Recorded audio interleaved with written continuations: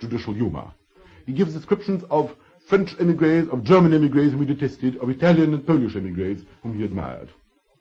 He gives little thumbnail sketches of the difference between nations, between the English and the French, each of whom regards themselves as the greatest nation in the world and will not yield each other an inch and doesn't begin to understand each other's ideals. The French with their gregariousness and their neatness, the English with their solitudes and the dark romanticism, the tangled undergrowth of their illogical institutions. And then there are the Germans, he says, who regard themselves as an inferior fruit of the tree of which the English are superior fruit.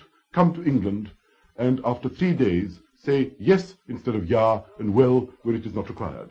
It is against the Germans that he and Bakunin always reserved their sharpest taunts, not so much because they disliked them personally, as because the Germans to them seemed to stand for a kind of borne, kind of limited middle-class rule in Europe, a mean kind of tyranny, rather than at least the generous, magnificent tyrannies of history. With us, says Herzen, our slavery is arithmetical. We are simply a minority against a huge, overwhelming, crushing force of the Tsarist regime. But German slavery is algebraical. It is part of the formula of their very souls which nothing can eliminate. And in similar strain, Bakunin, echoing Herzen, says, when an Englishman or an American says, I'm an Englishman or an American, they mean I'm a free man. When a German says, I am a German, he means my king is more powerful than all your kings, and the soldier who is strangling me now will soon strangle you all. Well, this kind of violent prejudice, these diatribes against whole nationalities, do of course qualify Russian writers of this period. They may not be fair, they may not be just, they may be exaggerated, but they are a kind of evidence of the particular temperamental reaction to the world which makes them lively reading even now. This endless irony, the disbelief in solutions, the belief that human beings are complex entities, that it is impossible to try and force them into any kind of straitjacket. All this, the perpetual explosion and blowing up of cut and dried schemata, which the more serious-minded, the duller, the more pedantic saviors of mankind, whether socialists or conservatives, were always producing, inevitably made Herzen unpopular in the camp of serious revolutionaries. And the criticisms of him and of Turgenev, who in this respect stand side by side, as people who preferred to tell the truth, however unpalatable, who preferred to tell the psychologically telling thing, even though it might not fit with some general ideal, who refused to believe that because they were in a revolutionary army, the truth had to be suppressed, and they had to pretend that things were simpler than they were, or pretend that certain solutions worked, although they didn't work, because to say they didn't work might give too much aid and comfort to the enemy. The position of Herzen and Turgenev did become difficult. And just as Turgenev was attacked when he wrote Fathers and Children, both by the right and by the left, because nobody could make out if he was for Bazarov or against, just as he was always being attacked by the new young men in Russia for being too soft, too liberal, too ironical, too skeptical, impossible to fit in, for, generally speaking, undermining all noble idealism by the perpetual oscillation of his feeling, by not plumping, by not engaging himself, by not finally plunging onto one side or the other and declaring war upon the enemy. Just as Turgenev was always being persecuted for what were regarded as minor treacheries, so Herzen was attacked by the severe, brutal young revolutionists of the 60s for much the same thing. And his answer to them is exceedingly characteristic.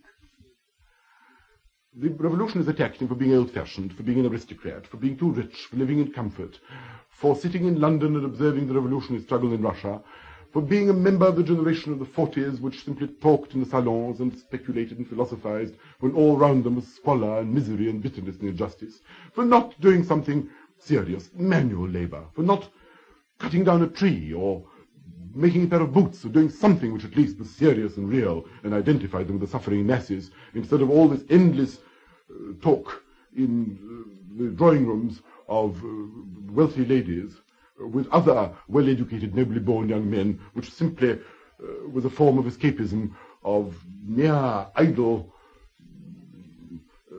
closing one's eyes to the horrors and the miseries all round. And he says, well, I understand what they mean, I see what they mean, but really I can't help it. I cannot help it. I can't help preferring cleanliness to dirt. I can't help liking decency and beauty and comfortable conditions of life. I can't help it. I like literature, he says. I like good literature more than bad. I like Pushkin. I like poetry. I cannot make myself into a violent brute. I can't believe that only scoundrels can achieve things. I can't believe that in order to achieve a revolution which will liberate mankind and create a new and nobler form of life on earth, one has to be unkempt and dirty and brutal and violent and trample upon civilization with hobnailed boots. I can't believe this, and I don't see why I should believe it. And then he says about the new young generation of the revolutionaries, they're our fault. We bred them. Because of our idle talk in the 40s, these were the people who came to avenge us.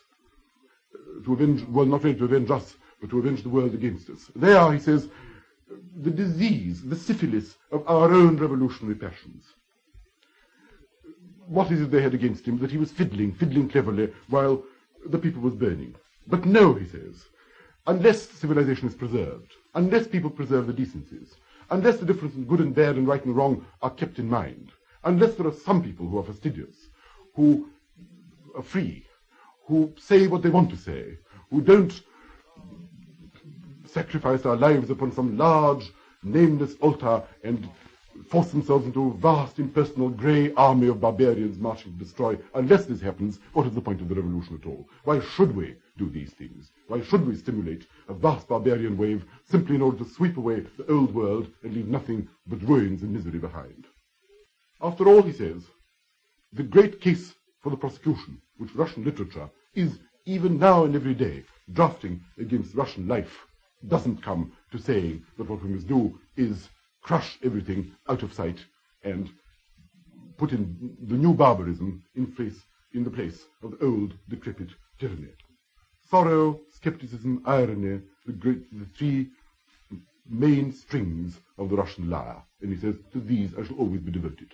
I will not play crude, vulgar, optimistic melodies when the reality is very different. His real ideal is the preservation of individual liberty.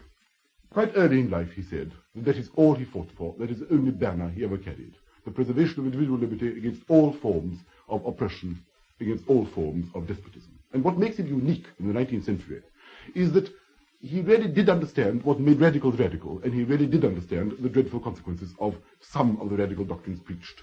He was in full sympathy, he had full psychological understanding of what made Bakunin as he was, of why it was the Jacobins who made the French Revolution were, in some sense, severe, noble, grand figures, far more magnificent than the old world, the sweet old world to which he was devoted, which they crushed. He understood perfectly the misery, the injustice, the suffocation, the appalling provocation, the inability to resist the dreadful claims of the new world, the sufferings of the poor, the bitter cries for justice on the part of the crushed element of the population. He understood that only too well. And at the same time, he also understood that, in certain respects, if pushed too far, this would produce the most appalling consequences and drive billions of human beings to unnecessary slaughter.